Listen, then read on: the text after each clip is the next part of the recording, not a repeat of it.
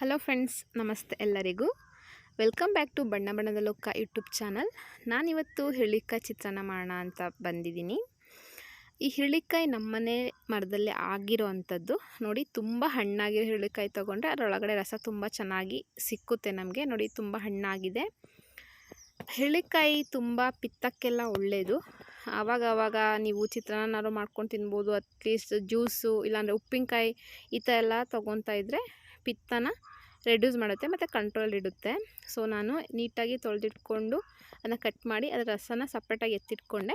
ಇವಾಗ as usually ಯಾವ ಥರ ನಾವು ಚಿತ್ರಾನ್ನಕ್ಕೆ ಒಗ್ಗರಣೆ ಮಾಡ್ಕೊತೀವಿ ಆ ಥರ ಮಾಡ್ಕೊಳ್ಳೋಣ. ಮೊದಲಿಗೆ ಪಾತ್ರೆ ಇಟ್ಟು ಅದಕ್ಕೆ ಎಷ್ಟು ಬೇಕೋ ಅಷ್ಟು ಎಣ್ಣೆ ಹಾಕ್ಕೊಂಡೆ. ನಾನು 3-4 ಸ್ಪೂನ್ ಎಣ್ಣೆ ಹಾಕ್ಕೊಂಡಿದ್ದೀನಿ. ಅದಕ್ಕೆ ಎಣ್ಣೆ ಕಾದ ನಂತರ ಸಾಸಿವೆ ಹಾಕ್ಕೊಂಡು ಸಾಸಿವೆ ಚೆನ್ನಾಗಿ ಸಿಡಿಸ್ಬೇಕು.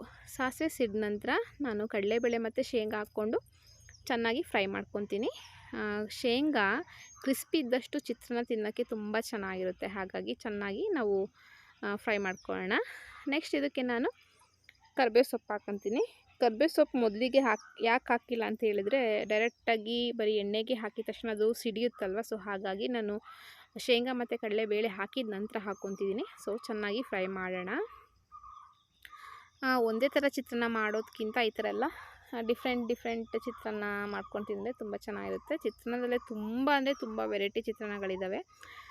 ನಿಜ ಹೇಳಬೇಕಂತ ಅಂದರೆ ನಾನು ಹಿರಳಿಕಾಯಲ್ಲಿ ಚಿತ್ರಾನ್ನ ಮಾಡ್ತಾರೆ ಅಂತ ಗೊತ್ತಾಗಿದ್ದೆ ನಾನು ಇಂಜಿನಿಯರಿಂಗ್ ಮಾಡೋವಾಗ ಪಿ ಜಿಲಿ ಮಾಡಿಕೊಟ್ಟಾಗಲೇ, ಅಲ್ಲಿ ತಿಂದಾಗಲೇ ಗೊತ್ತಾಗಿದ್ದು. ಅಲ್ಲಿ ತನಕ ನನಗೆ ಗೊತ್ತೇ ಇರಲಿಲ್ಲ. ಅಂದರೆ 2016-17 ತನಕ ಗೊತ್ತಿರಲಿಲ್ಲ.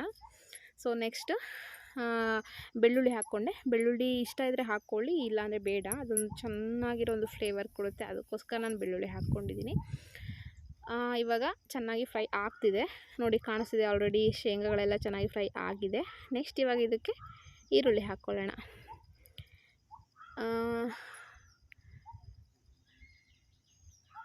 ವಿಡಿಯೋ ಯಾವ ಥರ ಬರ್ತಿದೆ ಅಂತ ಗೊತ್ತಿಲ್ಲ, ನಿಮಗೆ ಲೈಕ್ ಆಗ್ತಿದೆ ಅಂತ ಅಂದ್ಕೊತೀನಿ.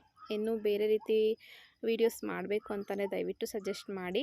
ನೋಡಿ, ಈರುಳ್ಳಿ ಹಾಕ್ಕೊಂಡು ಚೆನ್ನಾಗಿ ಫ್ರೈ ಮಾಡ್ಕೊಳ್ಳೋಣ. ಈರುಳ್ಳಿ ಸ್ವಲ್ಪ ಮೆತ್ತಗಾಗಬೇಕು, ಅಂದರೆ ಸ್ವಲ್ಪ ಗೊತ್ತಾಗುತ್ತಲ್ಲ, ಟ್ರಾನ್ಸ್ಪರೆಂಟ್ ಆಗಬೇಕು. ಅಲ್ಲಿ ತನಕ ಫ್ರೈ ಮಾಡ್ಕೊಳ್ಳೋಣ. ಎಣ್ಣೆಲೆ ಫ್ರೈ ಆಗಲಿ. ಮತ್ತು ಮೆಣಸಿನ್ಕಾಯಿ ಕೂಡ ಹಾಕ್ಕೊಂಡಿದ್ದೀನಿ. ನಿಮಗೆ ಖಾರಕ್ಕೆ ಅನುಗುಣವಾಗಿ ಖಾರ ಜಾಸ್ತಿ ಬೇಕಂತಂದರೆ ಜಾಸ್ತಿ ಹಾಕ್ಕೊಳ್ಳಿ.